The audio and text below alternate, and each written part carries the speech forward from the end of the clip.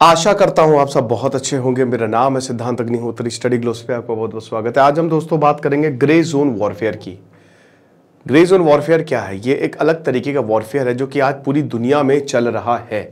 तो बहुत important lecture है, लेकिन अगर आपकी आवाज़ नहीं सुनी जाती है, आप भी कहीं ना कहीं white zone, grey zone, black zone, फलाना जोन, धमाका जोन में फंसे हुए हैं। आप ना नहीं कह पा रहे हैं, ना कहा ही नहीं जाता है। अगर आप किसी को परसुएट करना चाहते हैं, मैनिपुलेट करना चाहते हैं पॉजिटिव सेंस में, तो हमारा शानदार सुपर एक्सप्रेशन का कोर्स आप जरूर अवेल करें। साइकोलॉजिस्ट डॉक्टर मयूरिका दास इसकी क्लासेस जो है वो लेंगे और आपको बताएंगी कि कैसे इससे बाहर निकला जाए। तो बेसिकली ग्रे जोन वॉरफेयर, यहाँ पे रायसीना डायलॉग चल रहा है 2024 का, और जो हमारे चीफ ऑफ डिफेंस स्टाफ है अनिल चौहान, उन्होंने बहुत ही इंपॉर्टेंट बात छेड़ी है ग्रे जोन वॉरफेयर की। ये मैं कई वक्त मतलब आपको कई बार बताता रहता हूं, लेकिन ये भारत ने कहा है और इसका एक बहुत ही इंपॉर्टेंट रोल है। उन्होंने क्या बोला है पहले आपको बता दूं। तो डिस्कशन था the new Wars policies, practice and preparation, right. तो उन्होंने एग्जांपल दिया साउथ चाइना सी का, ठीक है। उन्होंने बताया कि देखिए यहां पे क्या हो रहा है, confrontation incident involving small boats have been reported in the region. पहले आप सुन लीजिए। The fact that several countries have extended competing territorial claims here. South China Sea, मैं कई बार आपको बताइए, कई बार लेक्चर ले चुका हूं कि यहां पे जितने भी देश है वो आपस में भिड़े हुए हैं। चाइना कहता है पूरा साउथ चाइना सी हमारा है, नो डाउट, फिशिंग की वजह से, रिसोर्सेस की वजह से और स्ट्रैटेजिक इंपॉर्टेंस है। वहीं पे जापान हो गया, फिलीपींस हो गया, थाईलैंड, इंडोनेशिया, सब अपना लाओस हो गया, सब जो है उसको, वियतनाम हो गया, अपना जो क्लेम करते हैं कि भैया ये हमारा है और आप ऐसा नहीं कर सकते, ये सबका है। बेसिकली हमारा नहीं तो सबका है, चाइना का थोड़ी ना है। लेकिन चाइना ये काम करता है, वो छोटी छोटी बोट्स भेज देता है। तो अब बात यह है कि आखिरकार ये है क्या? इसको कहते हैं ग्रे जोन वॉरफेयर।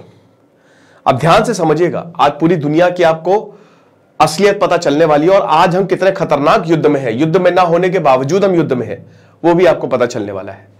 तो it is a battlefield centric concept, ठीक है, and is defined the use of coercive measure to exploit the operational space. ध्यान से दीजिएगा, ये operational space between peace and war. एक वॉर होता है, उसके बाद पीस होता है, फिर वॉर होता है। तो ये वॉर और पीस, इसके बीच के स्पेस को एक्सप्लॉइट किया जाता है। बस कहने का मतलब यह है कि इसमें डायरेक्ट वॉर में हम नहीं जा रहे, है ना, हम इनडायरेक्ट वॉर कर रहे हैं और हमको पता है कि अगला देश हम पे युद्ध नहीं छेड़ेगा क्योंकि उसके पास कोई सबूत नहीं। अगर अगला देश युद्ध छेड़ेगा तो हम बैठे हुए हैं। एग्जाम्पल चाइना का आप ले लीजिए। अब यहां पे हमेशा थ्रेशोल्ड के नीचे रहा जाता है। थ्रेशोल्ड मतलब कि अब युद्ध होगा, मिलिट्री भेजो, एयरफोर्स भेजो, नेवी भेजो, लेकिन थ्रेशोल्ड से नीचे रह के, यानी कि उस गुस्से को नहीं भड़काया जाए, उससे नीचे रह के काम किया जाए। अब चाइना क्या करता है? देखिए, चाइना अपने अगल बगल देशों में युद्ध में नहीं है, लेकिन वो इसी ग्रे जोन, ग्रे एरिया को ही वो यूटिलाइज करता है। भाई ताइवान के साथ तो चाइना युद्ध में कोई पीस डील तो है नहीं, वो तो कहता आज हम कल हैं, तो कोई पीस तो हुआ नहीं है, ना ही वॉर में है। तो अब ना ही वॉर में ना ही पीस में, इसके बीच का स्पेस एक्सप्लॉइट कर लो। बोट भेज दो, एरोप्लेन्स भेज दो, एयरक्राफ्ट धमका दो डिप्लोमेसी से, छोटे छोटे आइलैंड पे कब्जा करो। तो ये चाइना कर रहा है। अब अगर चाइना से कोई पूछता है तो कहता है कि भाई देखो हम क्या है, हम तो यहां पे खाली रिसर्च के लिए शिप भेज रहे हैं, हम तो खाली वेदर फोरकास्टिंग के लिए शिप भेज रहे हैं। बट एक्चुअल में किस लिए शिप भेज रहे हैं हमको पता है। अभी भारत ने मॉरिशस में आगा स्ट्रिप बनाई, वो डिफेंस के लिए यूज होगी, लेकिन भारत ने क्या बोला? भारत ने कहा भाई मालदीव्स का काउंटर है ये। भारत ने कहा कि ये तो हर किसी को फायदा हो, जो कि होगा, लेकिन एक्चुअल में हमारा एक स्ट्रैटेजिक इंटरेस्ट भी है। आप समझ रहे हो? रशिया जो है, रशिया ने क्रीमिया को एनेक्स किया। अब रशिया ने क्रीमिया को एनेक्स किया, स्टिल कोई इसके ऊपर मिलिट्री एक्शन नहीं हुआ। क्यों? क्योंकि वो छोटा सा पार्ट था, बहुत ही छोटा सा पार्ट। हालांकि सैंक्शंस लगे बट युद्ध नहीं हुआ। तो ये भी एक वॉरफेयर का, आज साइबर वॉरफेयर चल रहा है। बिना थ्रेशोल्ड पे ऊपर नहीं जा रहे हम, लेकिन उसके नीचे ही रह के पूरी दुनिया की इकोनॉमी की बैंड बजा रहे। चाइना के जो साइबर क्रिमिनल्स हैं, या फिर अमेरिका के, या फिर रशिया के, ये सब कर रहे हैं। तो इसी को ही कहते हैं ग्रे जोन वॉरफेयर, ठीक है। तो कोई कन्वेंशनल मिलिट्री रिस्पॉन्स नहीं रहता है ताकि स्टेटस को ना चेंज हो, स्टेटस को बना रहे, बट पीठ पीछे खूब, मतलब आप ये समझो कि आप सामने से तो बढ़िया दिख रहे हो लेकिन पीछे से इतने खंजर भोंके गए हैं कि तुम खाली हो चुके हो। तो द डिविडेंड जो होता है, अब देखिए जो चाइना अभी कर रहा है, शायद अभी छोटे छोटे वो कदम बढ़ाता है चाइना,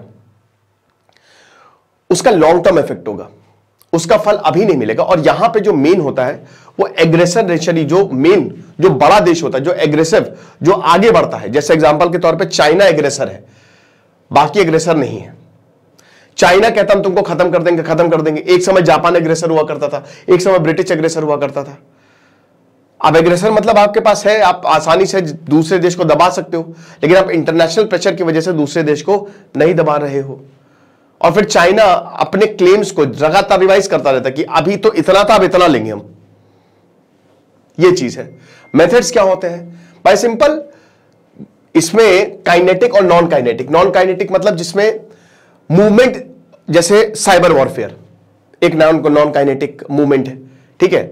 आपने सिस्टम को हैक कर लिया, ठीक है, आपने मूवमेंट कोई बहुत ज्यादा नहीं किया। और काइनेटिक मतलब वही छोटी छोटी बोर्ड्स भेजना, छोटे छोटे स्टेप्स लेना, फुल मिलिट्री नहीं लॉन्च करना, छोटे छोटे स्टेप्स, समझ रहे हो। तो कन्वेंशनल मिलिट्री फोर्स और इररेगुलर प्रॉक्सीज।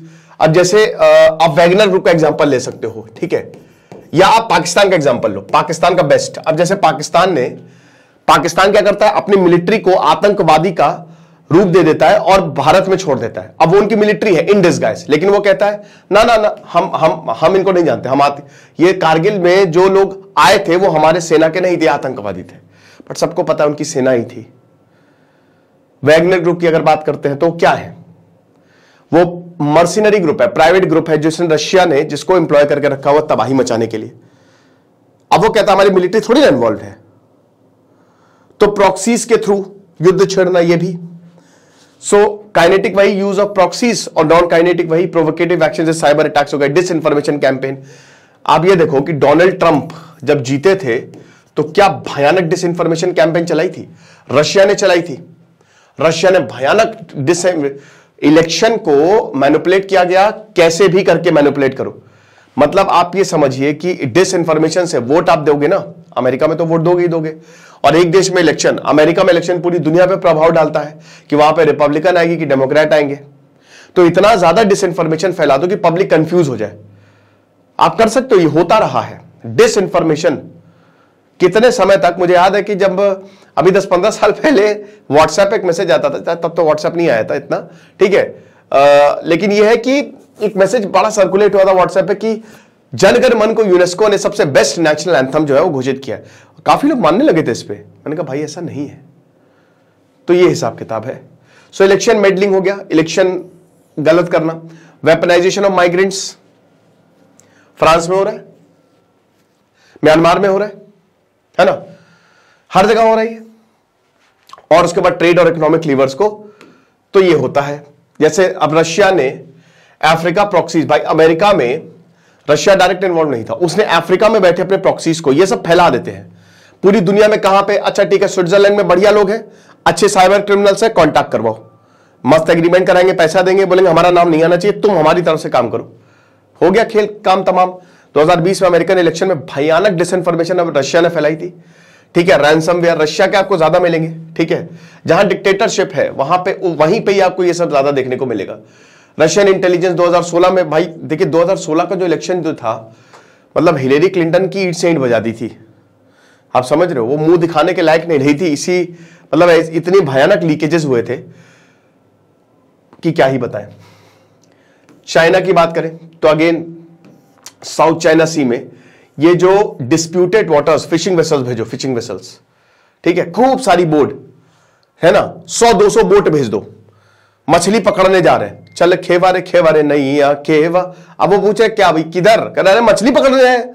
क्या 200 बोट लेके मछली, कैप्टन जैक स्पैरो हो गए हो? कहते नहीं, मछली पकड़ेंगे और यहीं रहेंगे अभी कुछ दिन तक, तुम निकलो यार यहां से, मछली पकड़ने में थोड़ी ना रोके।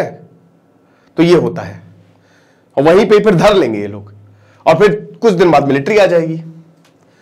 क्रीमिया का एनेक्सेशन, अनमार्क्ड सोल्जर्स, पहला मिलिट्री ग्रुप, खुद की मिलिट्री कभी रशिया ने नहीं भेजी। दूसरे चाइना जो लगातार साउथ चाइना सी में एक के बाद एक आइलैंड बनाता जा रहा है,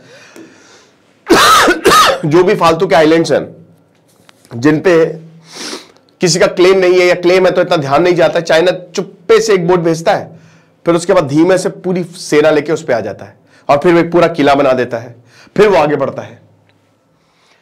तो ये देख सकते हैं आप ओवर स्टेट इन्वॉल्वमेंट और कोर्स में क्या क्या आ जाता है। तो एक तो कन्वेंशनल वॉरफेयर आ गया, अब ये लोग अवॉइड कर रहे हैं आजकल, ठीक है ना। तो इसमें न्यूक्लियर वॉर हो गया, ये तो कन्वेंशनल वॉरफेयर आ गया, स्टेट ऑफ द वॉर हो गया, सिविल वॉर हो गया, ये भी ठीक है ना। यहां पे देखिए इसमें इस डोमेन में लोग काफी ज्यादा, स्पेशली यहां पे आपको देखने को मिलेंगे जो इररेगुलर वॉरफेयर, जिसमें टेररिज्म आ गया, साइबर अटैक्स आ गया, सिविल वॉर आप करवा सकते हो आसानी से, लोगों को एक दूसरे के खिलाफ लड़वा दो, बहुत आसान है, डिसइंफॉर्मेशन फैलाओ, सब हर एक चीज एक दूसरे से लिंक्ड है, स्टेबलाइजेशन आ गया, हाइब्रिड अप्रोचेस आ गया, ये सब होता रहा है ना।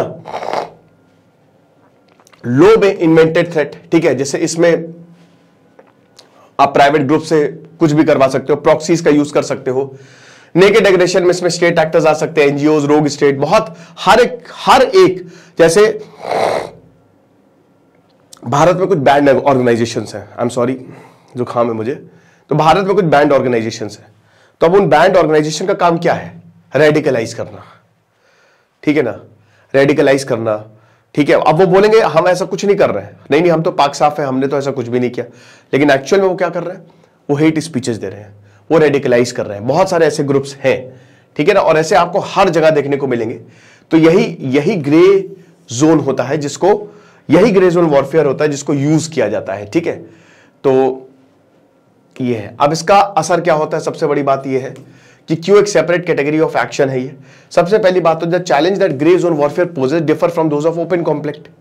भाई देखो, ओपन कॉन्फ्लिक्ट एक अलग हो जाता है, ओपन कॉन्फ्लिक्ट में खतरा बहुत रहता है, इसमें कोई जीतता नहीं है, सब हारते हैं, है ना, क्योंकि भयानक खतरा है आपकी। और आज के जमाने में तो ओपन कॉन्फ्लिक्ट मतलब मौत है, क्योंकि आज ग्लोबलाइज्ड है दुनिया और हर किसी को यहां पे पैसे चाहिए या जमीन चाहिए। पैसे ज्यादा इंपॉर्टेंट है क्योंकि पैसे से आप जमीन खरीद सकते हो, तो पैसा इंपॉर्टेंट है और पैसा हर देश का एक दूसरे से जुड़ा है। तो रशिया वाले जो अमेरिका में बैठे होंगे और हो सकता है उनका अमेरिका में भर भर के बिजनेस हो, वो ये नहीं चाहेंगे अमेरिका और रशिया का वॉर हो जाए। चाइना के बिजनेसमैन ने, बड़े बड़े बिजनेसमैन ने ताइवान में खूब इन्वेस्टमेंट किया हुआ है, तगड़ा इन्वेस्टमेंट किया, आप समझ सकते हो। तो चाइना ताइवान वॉर मुश्किल लगता है क्योंकि ताइवान सेमीकंडक्टर के मामले में ताइवान बहुत आगे है और चाइना के बहुत बड़े इंडस्ट्रियलिस्ट का बड़ा इन्वेस्टमेंट है वहां पे। तो सबसे पहली बात तो ये है कि इसमें ओपन कॉन्फ्लिक्ट कभी भी नहीं होता है, एक्शन इज ऑफन कॉवर्ट और इनडायरेक्ट, आपको पता भी नहीं चलेगा, कोई मर जाएगा या कुछ बहुत बड़ा हो जाएगा, आपको एकदम नहीं पता चलने वाला है, ठीक है ना। तो ये चीज है। चलिए उसके बाद design to bait the other party into escalation which would thus free Chinese factors to respond in kind. अब देखो मालदीव्स में क्या हो रहा है, मालदीव्स में जो इस समय पार्टी है, आपको क्या लगता है चाइना ने भर भर के पैसे दिए हैं एक एक इंसान को। पाकिस्तान में एक एक फौजी को पकड़ के, एक एक क्या मतलब, जो बिक जाता है वो सो बिक जाता है। अब एक बात बताओ कि जैसे सरकार, मान लो सरकार छोड़ो, जैसे मालदीव्स की ही बात कर रहे हैं, ठीक है, तो प्रोग्रेसिव पार्टी है। अब वहां के जो राष्ट्रपति साहब हैं, तो क्या हो रहा है वहां पे, पहले उन्होंने इंडिया आउट कैंपेन चलाई, ठीक है, अब ये चाइना के पैसे से चली, लोगों ने इनको वोट दे दिया, अब ये चाइना को ले आएंगे, चाइना को ले आएंगे, हर एक चीज में चाइना का साथ होगा, हर एक चीज में चाइना की दोस्ती होगी, लोग मरे चिल्लाएं कुछ भी करें, 5 साल के लिए है। अब 5 साल में इनको लोगों की कोई फिक्र नहीं, लोग जाए भाड़ में, लोग मरे, लोग गरीबी से मरे, कोई दिक्कत नहीं है, हमको पैसा मिल रहा है। 5 साल में ये लोग अरबों रुपए कमा लेंगे, अरबों रुपए कमा लेंगे, फिर सरकार बदल जाएगी। तो इंडिविजुअल को जो कंट्रोल में, जो पावर में है, अगर आप उसको ही टारगेट कर रहे हो, जो इंसान जिसके पास पावर है भाई, उसके पास पावर है, पावर इज पावर, आप समझिए, और उसके पास वो इतनी ताकत है कि वो चीजों को बदल सके। तो अगर आपने उसी को ही टारगेट कर लिया तो लोगों से आपको लेनी देना क्या, आपको लोग तो वो इंसान मैटर करता है, समझ रहे हो। On include position of strength and to normalize dispute between territorial claims. अब बार बार यही होता है कि जैसे क्या चाइना क्या करता है कि आगे बढ़ता जाता है, ठीक है, आगे बढ़ रहा है, आगे बढ़ रहा है, बढ़ता जा रहा है, बढ़ता जा रहा है, अपने कब्जे में चीजें ले ली और उसके बाद एग्रीमेंट में साइन करवा ली कि ये हमारी है, उस ऐसे ही उसने भारत के साथ किया, ऐसे ही वो पूरी दुनिया के साथ कर रहा है। तो ये चीज है। इसीलिए ग्रे जोन वॉरफेयर आज दुनिया में यही चल रहा है और आगे भी यही चलेगा।